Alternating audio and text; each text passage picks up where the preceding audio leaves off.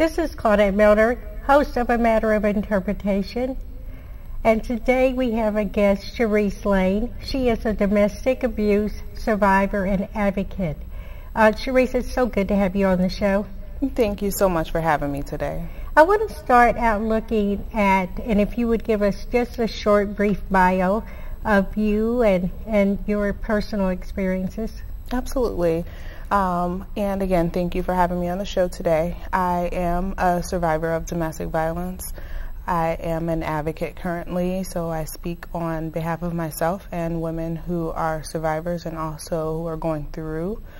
I have been through domestic violence both physically and verbally through a previous marriage where I had 2 children. I was married for 4 years and I was in the relationship for 7. Met the abuser when I was 19, very young and not educated. I found myself going through the ins and outs of the relationship and learning how to not only to take care of myself, but how to get out safely, and not having the resources were at that time were really rough. So my advocacy is to let women know that there are resources and how to speak up and find those resources. I am currently remarried and have 4 beautiful children, and just also to let women know that, and men, because men are also victims of abuse as well, and let them know that there's always help for them. I want to go back to your relationship with your ex-husband, because I think it's so important. You were with him for 3 years. And so discuss his behavior during those 3 years, and because a lot of people believe that if you formulate a relationship with someone, that it's easier to reconcile in your mind those moments that kind of trigger or show that they may be violent at a later time. So I want you to just kind of take us back to the relationship and how you all met. Absolutely. We met at a job together, and we started off as friends. We had a great relationship where we got to know each other daily. We spent time together, and the triggers that I saw, but I have to look back at because I didn't notice them as triggers while in the relationship. There are things that I learned after that I now can look back and say the aggression, the tone of voice, the controlling, whether it be financial or vehicles or where to live or what to buy. Those were the triggers, and they were very subtle. So they're not what people would say a slap in the face, whether physical or verbal. They weren't like red flags. They were very, very subtle, and to the point where you can be very passive and say, okay, well, I can look at it a different way, or that's something I can work on, when you're not, as I was not grown into that as a child. I saw a different, my parents raised us different, I would say. So I didn't see that, and I was like, okay, well, this could be okay. It's not hurtful to me. So his aggression would come out verbally, mainly verbally, and loudly when he didn't get his way. But over time, 95% of our time in the relationship, we were friends. We got along. We traveled. We went to school together. We went to the University of Toledo, and our friends and family all got together, but our time, like the 5% of the time where we disagreed, was in home. So on the outside looking in, everyone thought we were fine. Let me ask you this, because a lot of women will be watching the show, and a lot of women will be listening to what you're saying. And I want you to do a checklist for me, because you talked about, and a lot of young women, because I talk to a lot of middle school students, high school students, and it seems like the triggers are so subtle that they don't recognize it until they find themselves in an uncomfortable position. Absolutely. So kind of give a checklist to my audience and say, these are the things that you need to look for, even if you're in a long-term relationship, that may come up, that these are triggers for that this person may suffer some emotional trauma themselves, but these are things that you need to be aware of. Okay. Every relationship is different, and everyone's triggers will come at different times. I would say when they say trust your instinct, when you have that feeling and you feel like you're walking on eggshells, what you say to him, what you wear, where you go, or you have to be so careful of your friends. If you find yourself telling your friend, no, because I'm not sure how he's going to feel. If you have that feeling, something is not right. If you, the checklist could be as easy as you're doing something every day and you find yourself not really comfortable doing that anymore because out of fear of what he's going to say or even do. Listen to yourself and maybe reevaluate the situation, because it's happening for a reason. It's really just that voice of reasoning, and you have to listen to it. Now, when you hear that voice and you sense that something is just not right, and maybe you're not married to this person, or maybe you are a teenager or a middle school person, then what's the next step that you do? The next step is to be verbal, and be as verbal as you can be. Our fear as women is always, what are people going to say about me? They're going to say, why did you do that? Well, what did you do for him to do that? The judgment 9 times out of 10 doesn't even happen. And when you get with someone and you tell them, normally it's going to be okay. And when you hear that from someone, that reassurance is all you need. So the thing would be is to get away as soon as you can, make the decision that you're better than that, and you can leave. Most people think they cannot leave. You can leave. You can voice. You have a voice, and it's very strong, and you have to be strong enough to use it. And it took me a long time to be sure of the voice that I have, and using it as an advocate is just so much power that I have, and that makes me happy every day. Young girls, especially middle school, because that's where it starts. As you mentioned, it starts at middle school, and they're not sure. They don't have that strength, that voice to go on.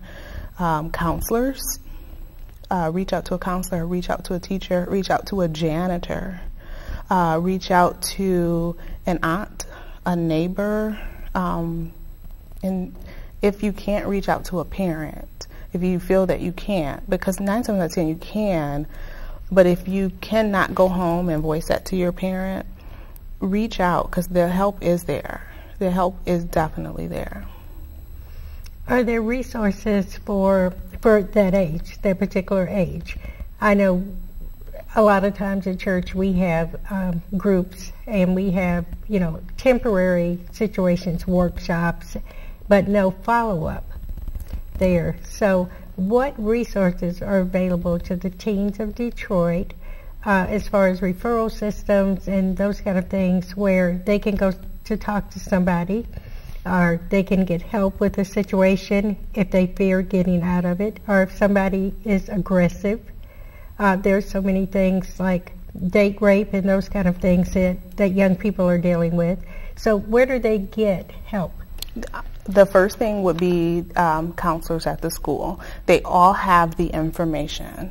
They need to take the first step and go privately and talk to maybe an assistant principal and ask them for counseling information. There's also 211. If a young girl has a cell phone and she dials 211 and she tells even just a little about what's going on, you do not have to provide details.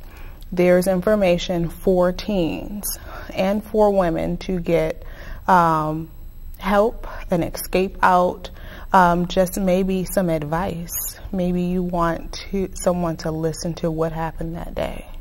You can call 211 and they will be there for you. Let me also ask, because you were with this person for 3 years, and I know some people looking at the show are going to say, well, why did you marry him? So why did you marry him? I would say I married him because at that time I saw him as a protector. When we met, he was very defensive. I was young, as I mentioned, I was 19, and we were friends, and we always went out. And when I look back, I married him because we had a majority of great times, and that overlooked the negativity, and the abuse came the day I left. So when someone says, oh, I didn't even know you were in an abusive relationship, because I wasn't physically, but mental and verbal, absolutely I was. And when I left, I was then in a physically abusive relationship, because we were still married. So I married him because he was my friend, and I was raised in the church, and I felt as though that this could be my husband. So after being with him for years, and and then we married, and then we had children. So that's why I married him. He was a friend, and I confided in him, and I trust him at that time, and I depended on him to be the man of the house.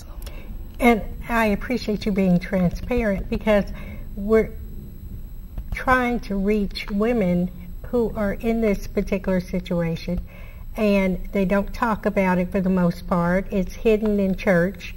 Although you're a woman of faith, it's not readily talked about at church. Correct. So everybody thinks that they're alone, that they have to hide this issue, that they can't come out and talk about it, because if they go back, I think the biggest fear in working with women who have been abused is, if they go back, what is everybody going to say? That is true. And most times, as you know, women go back maybe 2 or 3 times before that they just trigger and they say, no, I can't take this anymore. That is correct. And what I learned at the YWCA of Detroit is that women go back 7 times. Mm-hmm. I believe my number was very close, whether it was me leaving for a day and staying with family, whether it was leaving for a month. I left and I came back. You're comfortable, your clothes are there, your job is there. Whatever your reason may be, you may go back until, like my grandmother always said, and you keep banging yourself at that door until you figure out how to open it. So it's the lesson that I had to learn, and my lesson may have taken me longer than some. It may have been shorter than some, but everyone's path is different, and no one in domestic violence should ever be judged, no matter what the situation, because only the 2 people in the situation really know what's going on, because even my mother didn't know 100% of what was going on, yet she knew a lot. But you still have the church who you want to go to, but you don't want to open up that floodgate to the church that you've been raised in to look at you and have a different outlook on how, view you differently. Because there's that conversation with the church of you don't divorce because it's not appropriate.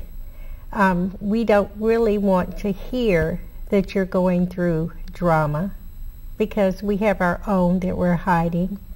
And then the church, you know, it used to be you go up in the front of the church and you confess your sins, and then all of a sudden, instead of people embracing you, they're in the parking lot talking about you. And I keep saying on a consistent basis that the church has got to become more like Jesus. They have to become more compassionate toward people. Because Absolutely. people have to heal and they have to be able to discuss. And unfortunately, a lot of times there's no privacy even when you talk to the minister. Correct. And so people judge you because why didn't she make it work? What did she do in order for this person to abuse her? And so I want to go back to the trigger points after the marriage. Okay. You decided to marry him because it was, you loved him, you were friends. And then what happened after the marriage? What changed in his behavior? His behavior became completely disrespectful. I still had respect for myself, and he no longer did. So they say you lose yourself in a marriage, and I tried my best not to. My focus was on my children. And there was a time where I came home and I said, I just need an answer. And they always say, be careful what you ask for. The answer was a physical altercation, and that was the last time we were together. And that was my answer to leave, because I could not raise two boys and let them see that that was okay. And it's not okay for abuse to happen to anyone. And to continue in a marriage and say, well, I have to do this because he's the father of my children. Some say that, and that is their answer. But for my situation, I had to be better for them.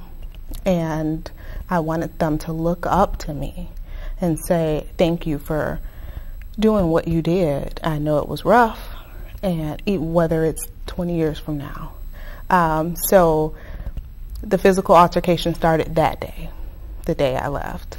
And I don't remember a lot of the marriage, but I remember that day as if it was yesterday. And it sticks for a reason. It's so that I can continue to grow from there. And I don't look back, but I do live and try to let myself and my children and other women know that it's okay to leave. It's okay to start a new life that you're happy in. So, can you talk a little bit about the impact on kids?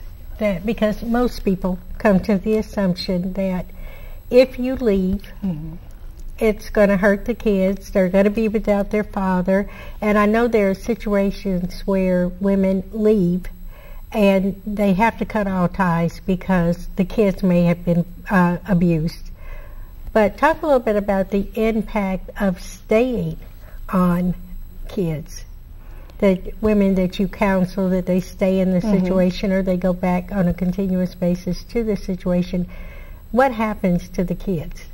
The kids are affected more than the adults. The adults have more, the adults have, well, let's just stick with the kids, I would say. The kids don't have the physical strength or the education to rely on. We're their parents. We have to do that. So they are, you see the kids going to school and they act out.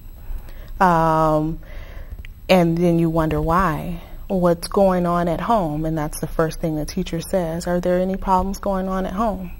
And then you have to look at yourself and go, well, maybe, but I don't want that to be said. So women have to realize that the home is where things start. Kids also have to go to therapy so that they can let out what they see.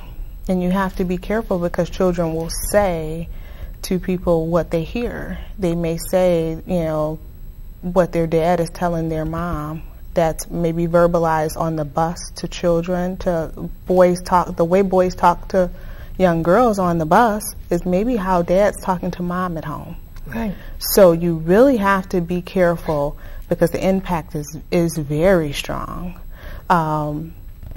And that's another thing. I had 2 boys with my ex-husband, so I did not want them seeing, and as I say, I can only control me, but I took my children away because I wanted to be better. I didn't take them away from him as far as divorce, like visitation. Mm-hmm. I was raised with my father and my mother, and I saw them all the time. And I believe that a man who is here on this earth should be with his children. Our altercations were ours, and I say let it be that. But when coming to your children, you can still be a great dad. You just may not be a great husband. So give that chance to your children. And my ex-husband is with the children, but they still have some issues, because even though my youngest son at the time was 1, he still knows. So you think, oh, he was too young. A lot of people say it's a baby. They know, they can feel it. And so you have to just make sure that every decision that you're making, if you have children, is for the better of yourself and for your children. So to leave, I would say, earlier is better than staying and saying, I'm staying for my children. You're hurting them in the end. You could be hurting them. I think a lot of times with women and domestic violence, or women with other verbal, we think that it'll get better. We think that he'll change. We want to believe that we married this person, we had faith and trust in this person, and it's like a broken glass. And it's like your life is shattered at that point, and all your hopes and dreams that you put into this relationship are gone. And it's hard to come to a conclusion with that. It's hard to leave.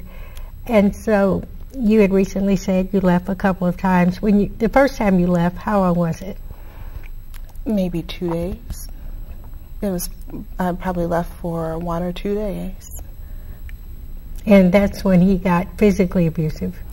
No. The first time I left was just verbal. We may have gotten into a verbal altercation, and I left. I went to my mom's, and I came back in a day or 2. The physical was after marriage and after years of being together. And we had an altercation in public. And as I said, when you argue with someone behind closed doors and everything it's solved the next day, or you feel it's resolved, but when it boils out into the street and you feel as though now the whole world is exposed to every pain that you've ever felt, that was the day. That's when the light bulb came on. Let me ask you this. When the light bulb came on, when it was exposed to the public, when you couldn't hide it anymore, was there a sense of relief that now I can move away from this? You know, I think it was. No, and that's the first time someone's asked me that. Yeah. There was a sense of relief. And I sat and I talked to my mom, and I sat and I talked to my grandmother, and I'm blessed to still have them in my life. And they, it's always now what? Right, because once that's out, you can move on. Right. You can make the decisions that are okay, because what it seems like, what it looks like, is that as long as you're hiding, you're doing everything for everybody else. I can't let my mom know. I can't let my grandma know. I can't let the kids know. Right. I've got to suffer in silence through all of this. But then when the exposure comes, it's like a fountain that has been bubbling up, and then all of a sudden it's just running. That's right. It does. It runs and runs, and you have to figure out a way to pick up all these pieces. And it's like you're starting a new life, and you don't really know which direction to go, but you're like, it's okay, you know, and you're like, but I'm gonna pick it up, and everything is gonna be just fine. Right, because I've told everybody. Exactly. And now everybody's aware. Right. So if my kid says something, I don't have to shush him up. Exactly. Because he no longer has to lie about the situation. And I think that's another time. You put the kids in a situation that they go to school, they're acting out, and somebody says, well, what's wrong? And you've told them, be silent. Absolutely. And so their hurt and their pain is silent because of your silence. That's so true. And so I want to go now to, and you expressed to me before that you went to your mom's, you went to your grandma's house, and then after that situation, you went to the shelter. I did. And tell us about why you made the decision to go to the shelter. Absolutely. I found myself hitting rock bottom. I had, after my marriage, I was in my own home. I was working and had a car, and my kids were in school and going to daycare, and things were actually very good for us. And I came home one evening and my house was broken into, and had an altercation with my ex-husband, and my car was just vandalized. So we went from back at my mom's house to no vehicle, and so I felt stuck. I felt trapped, and because I was there, and because that's where he would pick them up for his visitation, he knew where I was. But I was not in my own. I was at my grandmother's, and I did not want to have that situation at her home. I respected her more. And that day was so rough when I had to tell her I was leaving, because my children and her get along so well. So well. And I made the phone call to the shelter that day, and I told them about the things that were going on, and she said, give me a call right back. And I said, okay. And no, I'm not going to call back. It's okay. I'll call a friend. I'll call, and you're debating. Because maybe that wasn't the call I should have made. And I was just sitting there, and I called right back. And I told her again about what happened, and at that time I believe she was checking for space. And she said, how soon can you be here? I had to call the YWCA of Detroit, and I said, well, I'm going to wait for my son to get home from school, and I can be there in about 45 minutes. I called my sister, and she came to pick me up, and there started a brand new life. And it's not the place that you ever dream of going. You never want to say, I lived in a women's shelter for battered women. I never thought that I would say that. But now I'm proud to say that they helped me to become who I am and where I am. And I will forever be in their debt. I think there's a stereotype about being in a shelter. And I think that because of that stereotype, because you don't want to go, you are at a crossroads, because you're saying, okay, I don't want to go to a shelter. I don't want to expose my kids to that, but on the other side, you're saying it's that fight. I don't want to expose my kids to any more violence. Absolutely. And I don't want to expose my kids to verbal abuse. And I want my kids to get healthy. And sometimes you have to love your kids enough to take that move. That's correct. And it is confidential. And I say this because I did my VISTA tour in legal aid and domestic violence back in Kansas. I won't say how many years ago, but it is a confidential place. And sometimes if you're in a situation where you know that somebody may know the shelter, because police officers and various people know where the shelter Correct. is, they can move you.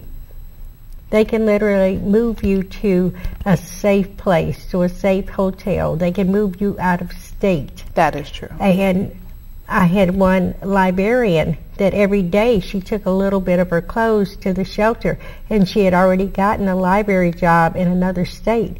And when she made that last transition, we put her on a plane and sent her to her new job. Because domestic violence, and I heard you say something earlier, and you said, I grew up in a two-family home, and when I was with this person, I wasn't educated at the time. Correct. And because you were in school, but domestic violence crosses all areas, and Absolutely. there's no education that can give you self-worth.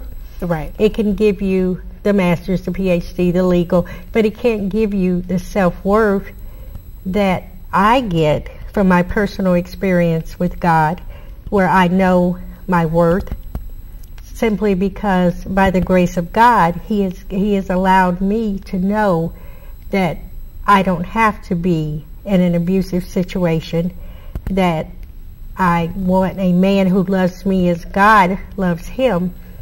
But I think all of us are not at that point, because we are, my girlfriend likes to call it, in transition. We're growing into our faith, and we're Yes. growing into Christianity, where we know without a doubt that we have a Savior who loves us unconditionally. Correct. And everyone's transition comes at a different time. And in a different way. Yes. And that aha moment, that last time when you've had enough.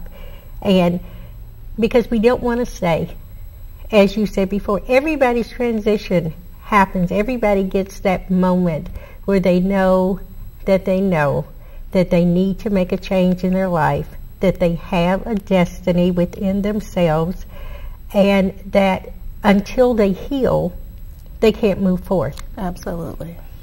And so I want to talk about your kids' experience in the shelter, because I want to dispel a lot of myths about the shelter, where women think that, you know, you go there and your kids are going to suffer, or you go there and they're not going to learn, because I know that they have family counseling and they have individual counseling. So I want to talk about your kids' experience in the shelter and your experience. Okay. And that was readily available for them. I was told from day one that would be available counseling, and I made sure I took advantage of that. There was counseling for myself, but what I noticed there was, we're going to give you what you need, and then what are you going to do with it? At that time, you don't look at it that way.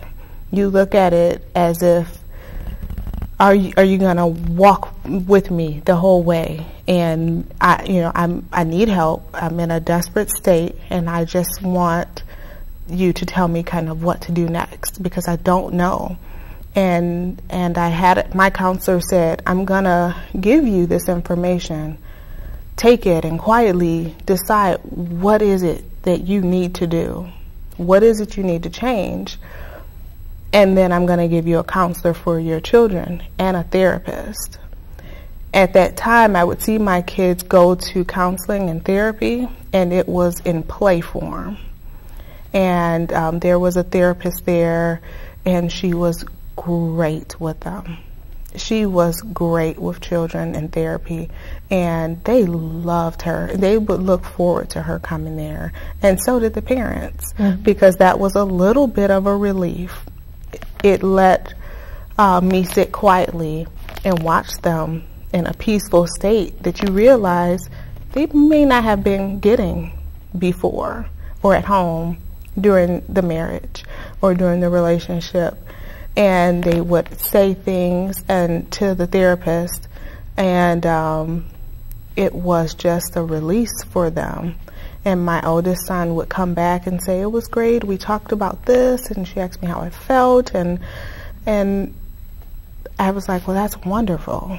And then it would help him with school as well, because how is that going to help you in school, and how could you work with other children in school or with your teachers? Because they have a hard time when being in a shelter and going to school, because it's confidential, but depending on where you are in a shelter will depend on where your kids go to school. Right.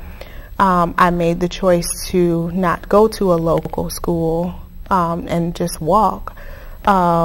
Because of transportation, I went out of the shelter district and took my son to a different school, just so he could kind of be away and not feel that sense of not only am I in a shelter, but I'm going to a school with other kids and I'm getting teased and things like that. Right. So it was confidential, and it wasn't until years later that he actually even knew he was in a shelter. As I said, he would call it the building, but they still look back, and my youngest said, remember the child care at the building, and the lady was so nice, and they played, and they taught them how to clean up. They had cleanup time and playing and preparing food, and they had churches coming in and having pizza night and popcorn and activities for the kids. So it's not so structured where kids hate that part of their life. I would say my kids had a wonderful time while we got our life together there. So it just depends on how you deal with it. You can take it and move on properly with it, or kind of soak in it. But I think children taking on the therapy and getting the counseling and moving on and using that in their everyday life is definitely helpful in the shelters. Because I think too, and you said one pointed thing, you said, they asked me how I felt. And I think sometimes when you're in a traumatized situation yourself, that you're so busy putting Band-Aids on your feelings and your emotions that you forget to ask the kids, how are you? Correct. Because although you try to shelter them from whatever's going on, you try to protect them, because our job as parents, as mothers, is to protect our kids from any hurt and harm. We never know what they see and how they feel about it. And if we're keeping it shush and they're keeping it shush, then all of their anxiety and pain, and we're not minimizing, and I don't want you to think we're minimizing what happens in the shelter, because there is structure, there are rules. Absolutely. But there's structure and rules in everything. But when you're there, you are looking at things in a very different light, and you're being able to deal with issues like finances and budgeting, and they make you accountable, because a lot of women, their major thing for not leaving a situation is financial. Yes, it is. I've never worked. I don't have any skills. I have to suffer through this until I get my kids to school, and then I have to continue because now I'm older and I can't get a job. True. Because I don't have any job skills.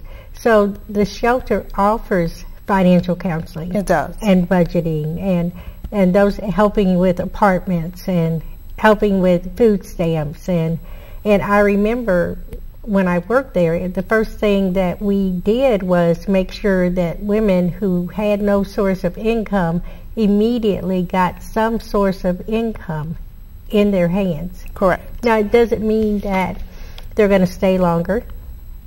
It doesn't mean that they won't go back, but it's a realization that if you have a husband that makes good money and you're used to a certain lifestyle, that unless you have resources, you tend to go back quicker.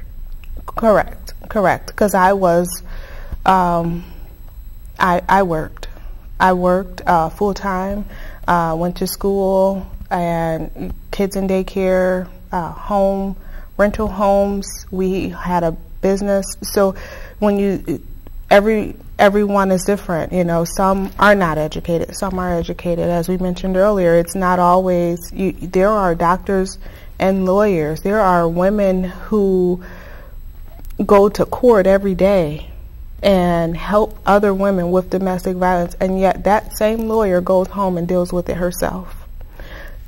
That's where the eyes and the ears need to be open, because she's fighting for women, and who's fighting for her?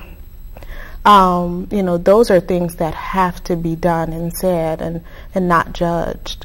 Because we always think, well, she knew, she was educated to it. Yeah, but who was her advocate? Who helped her in the need? Who helped her children? So at any point, you have to be able to listen. That's all. When I have family and then my husband, he listens, and that part just takes the cake. And you know, having someone to just listen and understand and be open to who you truly are. As I mentioned earlier, when you're walking on those eggshells, when you don't have to walk on those anymore, you can truly be yourself. There's such happiness in that. And I think another point you made, and you said you were 19, and I think at 19, and many women get married at 19 and they're very self-assured about who they are and what they want from a mate. But a lot of times when you're 19, you haven't really discovered who you are. Absolutely not. So you don't have a checklist for what this person should have. Correct. And unfortunately, most, because my mother didn't, she gave me a checklist for a husband: educated, money, you know, be able to take care of yourself. And of course she said go to school and have education. Right. But we forget about marry somebody that loves God. Right. Because if this person loves God, then he will treat you as Jesus treats him. And that's not at the top of our list, and that's not at the top of our mother's list, because most of our mothers want us to be more successful than them, but they want also for us to have a provider. Right. And what you said earlier was he was my protector. Correct. And so not looking at a different framework. And you grew up in a two, and I want to touch on that a little bit, and this may be difficult, but you had a two-family home. Did you think that he was the protector as your dad was the protector for your family? Looking back, yeah, I guess so. My dad made sure no harm came to our house. And as a young girl, you love your father for that. Right. You feel safe. So when my ex-husband made sure no harm came to our home, I felt safe until he wasn't in a right place with himself. Then the harm turns. So you feel safe with this person until it comes on yourself. So yeah, I do. I would say that I wouldn't put him on the same level as a father, because I had a father. Right. And but the protection, yes, I do feel that men should take care of their home. They should protect their home. And yes, he did that. A couple of times you've said that he wasn't right with himself. what was going on with him that was different? To this day, I would say I probably still don't know. I just really feel as though as a child, in his growing up, things just weren't the way he would want them to be. I had a two-parent home. He says he didn't. After maybe elementary or middle school, he saw a lot of abuse. I didn't. He had a lot of personal issues with health and mental things in his family. I didn't. So when things like that would come up and I would see that in the family, it was new to me. And they dealt with it in ways that I've never seen. But you know, I've never been the type to judge. That's just how their family got along. And they were all friendly to me. His family was always friendly to me, and we all got along. And but when it comes to growing up and becoming a man and your wife, if his mother and father maybe didn't have that, he didn't have that to go off of. Whereas I had a different view of how I wanted to be married. So that's where we clashed. So upbringing can definitely be a huge part of the reason why some marriages don't work. Right. Did he ever show accountability, or did he ever seek help for the issues during or afterward? Because you said that he spends a lot of time with the kids or has visitation. Yes, he does. During, no. He would say, honestly, he doesn't want people to tell him how to live his life. And okay. But there was, after we were separated, he asked one time if I would go and seek counseling, and it didn't work. My heart was no longer there. Okay, so you leave the shelter, and you go through the experience with the shelter, and what happens next? Because our viewers want to know, if they're in this situation and they go to the shelter and you already had a job and those kind of things, so what's the next step after the shelter? Well, it's different. During that time, being in the shelter, I actually lost my job because I lost my vehicle, so I couldn't get to work. So you have to look for employment. You have to make sure that you're okay with yourself and you're safe. So I actually, while in the shelter, I started a cleaning company. And but you look for the employment, you look for the funds, you look for places, and I found a two-family flat home, and I moved out with the children. I continued taking them to school. I saved up money and bought a car, and they were excited, of course, because no more long walks to school, or getting a ride by family or friends, which was so helpful to keep them into the school that I chose for them. But you have to keep going because it can get hard.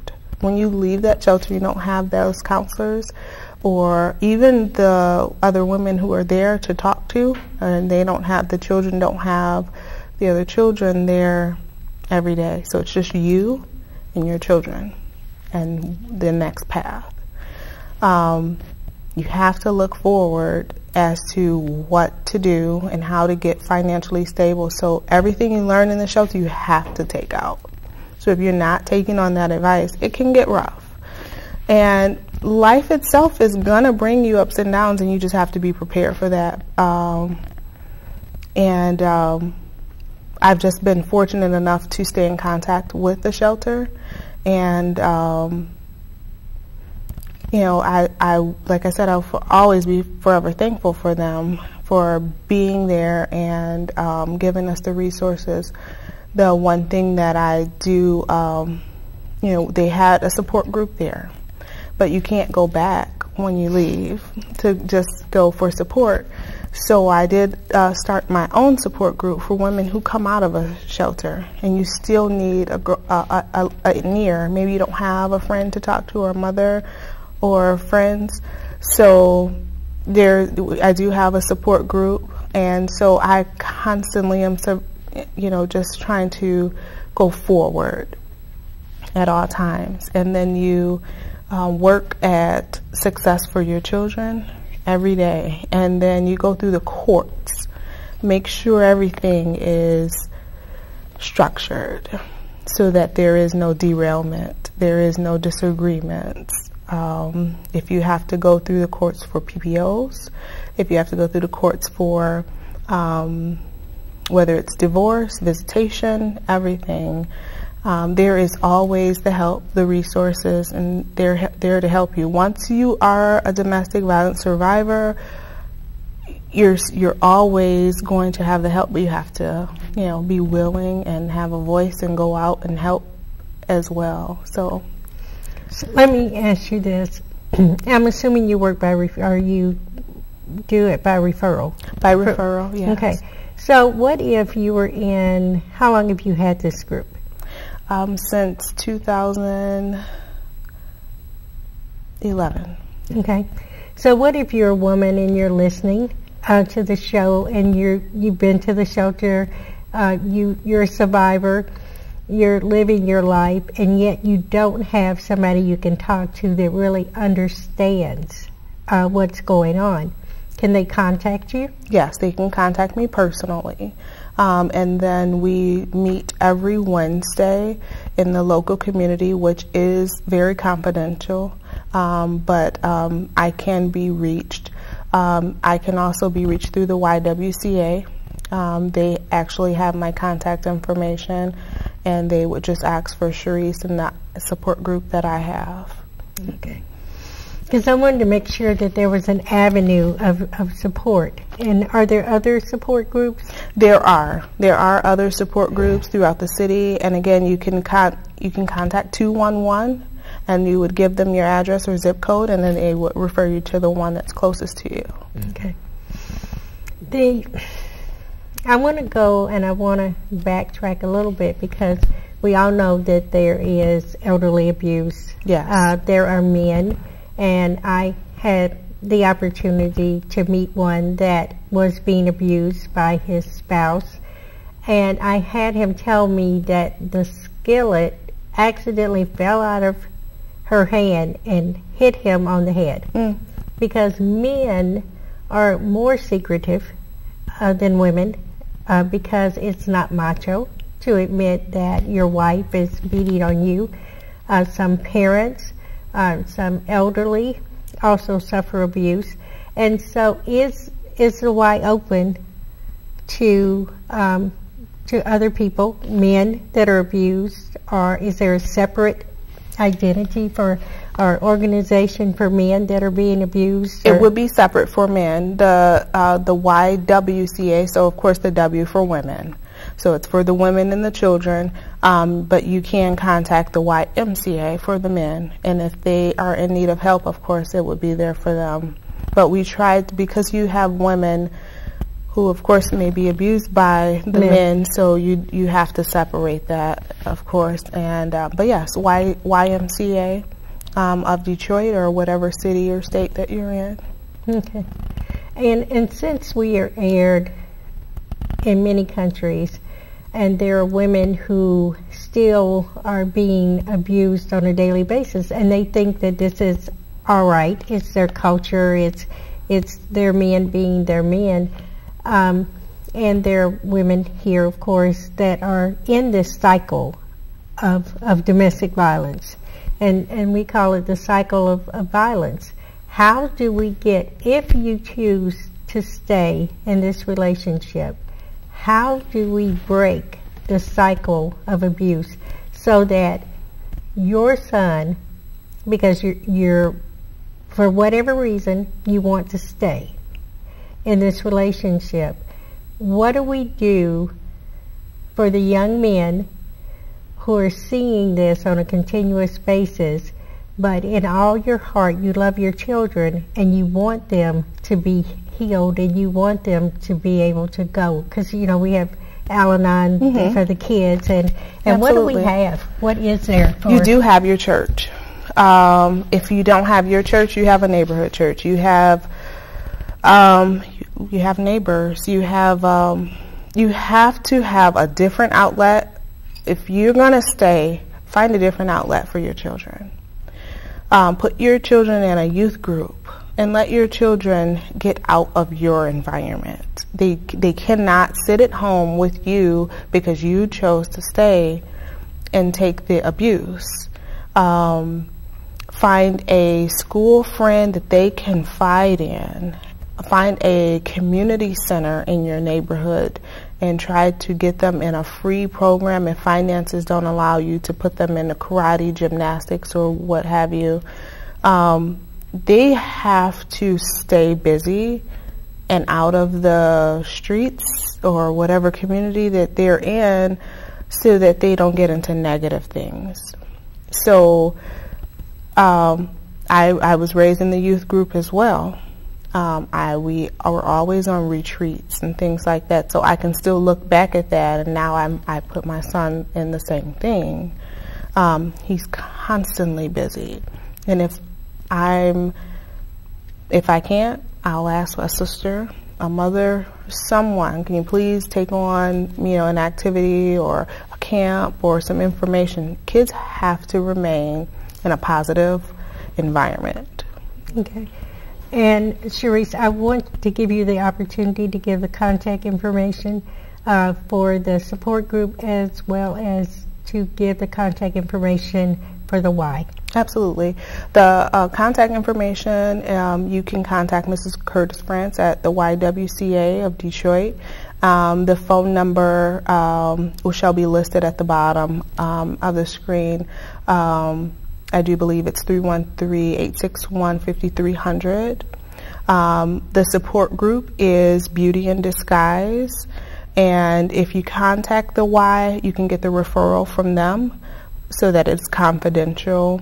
All women coming through the support group, and if you can't meet on Wednesdays, we can definitely get information to get to you, or if you just need a listening ear, you can reach me that way.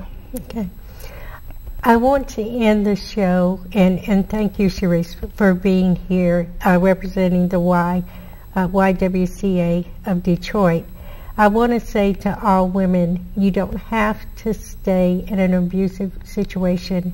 God did not make you to be beat on or to be verbally abused. God did not make anyone, man or woman, to be abused. This is a very delicate situation, and we want to be able to assist through the Y here in Detroit with getting your life back on track so that you can give your kids and your life the opportunity to heal.